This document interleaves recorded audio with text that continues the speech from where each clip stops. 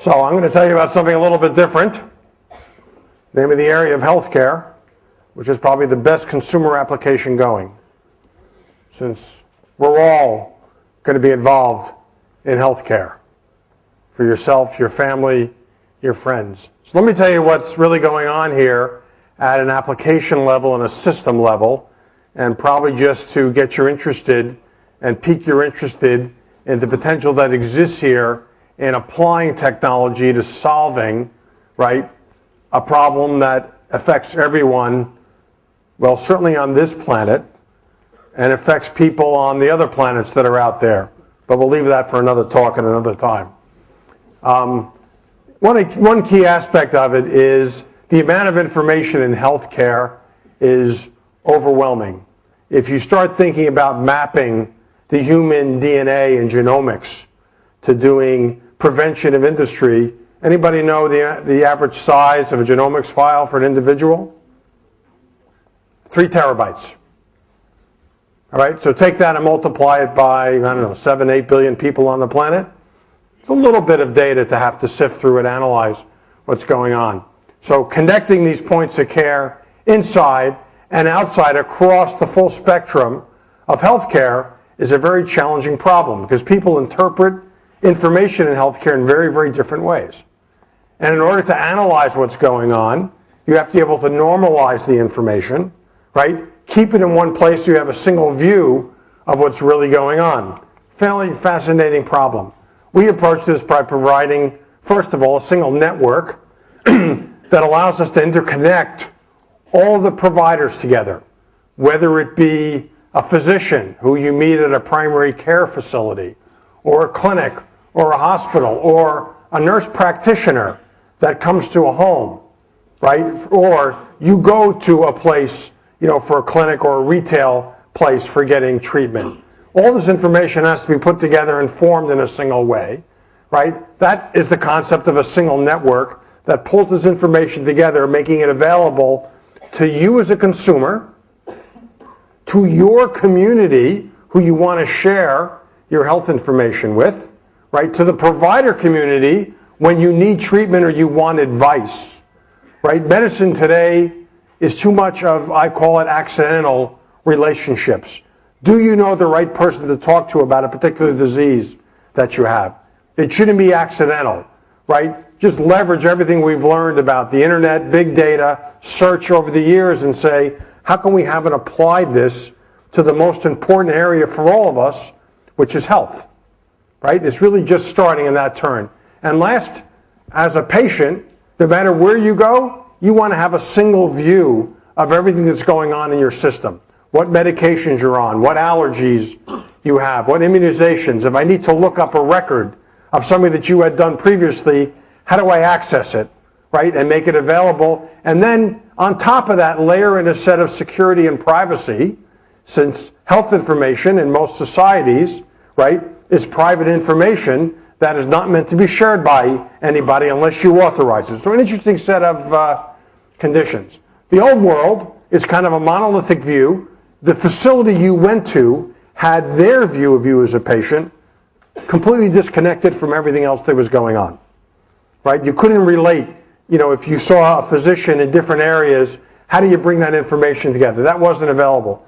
In the new world, it's about interconnecting everything together to making information available at the point of care, right? And then as you as a consumer, wherever it's needed.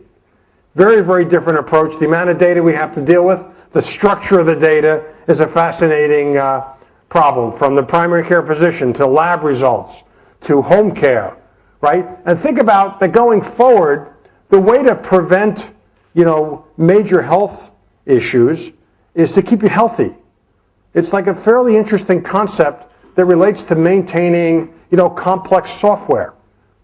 You'd rather not wait till the software crashes and say, oh, gee, what are we going to do about that? You'd rather build in the prevention and the metrics along the way that say, what's going on? How do I analyze this and prevent problems? Well, in the medical science world, how do you know that something is going off track? It's a very, very complex set based upon your genomics, the diseases that you might contract, for instance. So how do you analyze all the data, put this together, develop what is, for each individual, your care plan? that says, what do you do to stay healthy? So that if you're not healthy, then you get a call that says you need to see somebody, or your meds are off track, or you're not exercising enough, or you're drinking too much, right? I have a view of building an application where you're going to go to a restaurant, you're going to order off the iPad, right? And if you order something that you shouldn't be eating, a picture of your mother is going to come up on the screen and say, Sonny boy, you can't have that, dessert tonight. You've had too much sugars today. Have a bowl of berries. That's the only thing you'll be allowed to order. And then what you order will be uploaded into your record, so you in fact can analyze your caloric intake, right, what's going on, and map that against what you should be doing to maintain health, right? The normalized record is a very, very difficult thing to put together because everybody in healthcare does their own thing. They use different terminology, right? You ever try and read a physician's handwriting? I think they teach poor handwriting in medical school. It's one of the first courses that you're supposed to take, right? So how do you assimilate this information, put it together so that you can not only view it, but most importantly, we can analyze it. If you don't have normalized information, then what you're analyzing doesn't make any sense, right? You have to have, rules and structure to the data that you're creating. This goes around all oriented around the single patient. As I like to think about it, we should stop calling ourselves patient. If we're successful, we're all consumers. We don't become patients. Patients imply that there's something wrong. The objective going forward of healthcare is to keep us all healthy, and then one night you die in your sleep, right? That's basically, nirvana. Okay, so how do we do this, right? And what are the different avenues of applying technology? One of the key areas, and I would suggest if you have some time, stop at the booth to get a demo, mobility plays, right, a huge element of this because your healthcare and goes with you no matter where you are. It's not, well, once a day I go to the physician and that's it.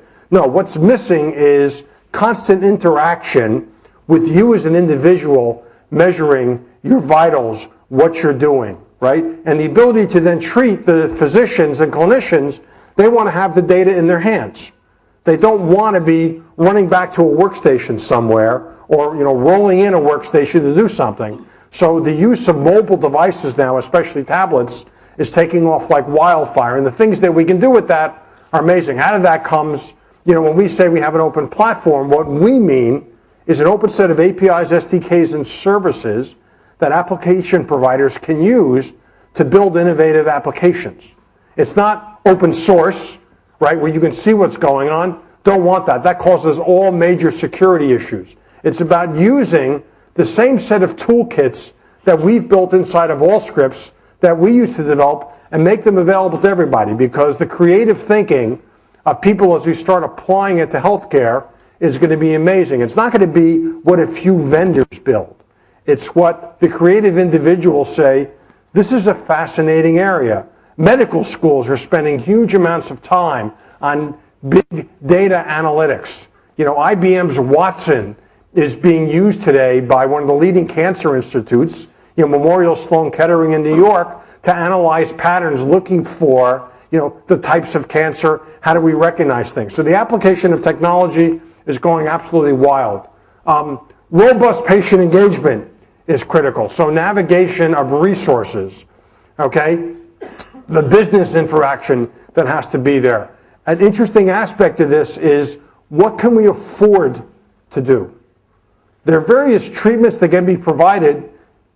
Can we as a society afford to apply to every individual? What's most important to understand is, for the amount of money we're spending, what's the benefit that we get out of it clinically, right? Because we're going to find that there's techniques that we can apply that are very cost effective, that have the same benefit medically as the more expensive techniques. Well, how do you know that unless we actually collect data on everything that's going on today, the treatments, how people are progressing, and how much money we collectively as a society are spending on healthcare? Does anybody know the amount of money the U.S. spends on healthcare in a given year?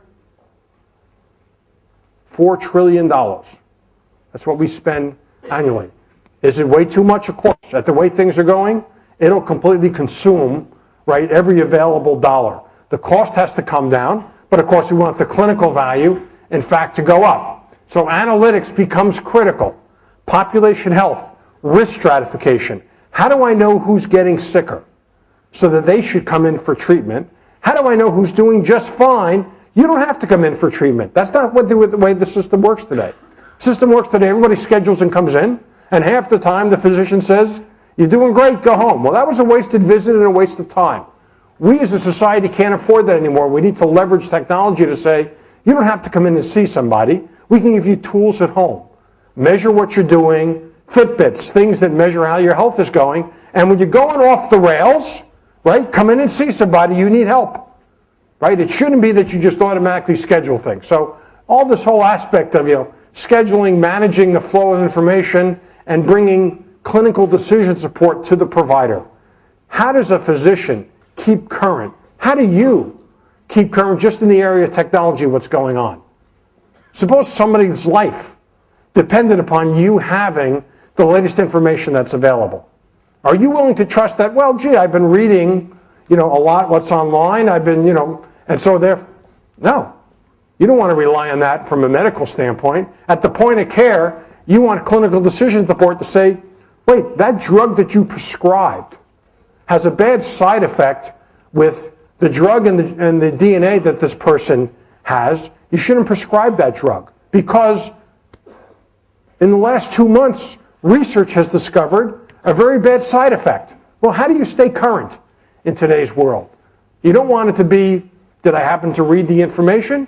You want it to be at the point of care as we collect the data that the system says, by the way, right, warning, right, don't prescribe these set of drugs, or this test is dangerous for this individual, or based on the complex conditions that we see in this patient, they're headed to crash in about 10 minutes. So get the nurses in there right now. Don't wait until the crash actually occurs. All these things are basically possible in terms of what we can do.